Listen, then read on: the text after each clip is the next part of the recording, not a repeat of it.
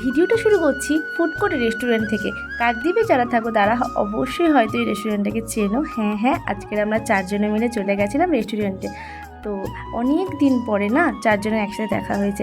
আর একটা কথা, এই ভিডিওটা না অনেক দিন আগেকারের, কিন্তু এডিট করতে আমার একদম মনে ছিল না।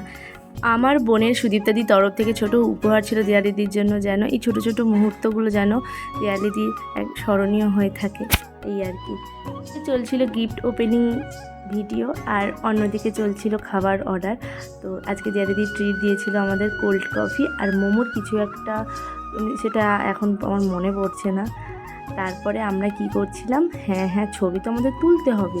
আর জানো তো ওই কোল্ড কফি নিয়ে ছবি তুলতে তুলতে আমার গায়ে পুরো পড়ে গেছিলো।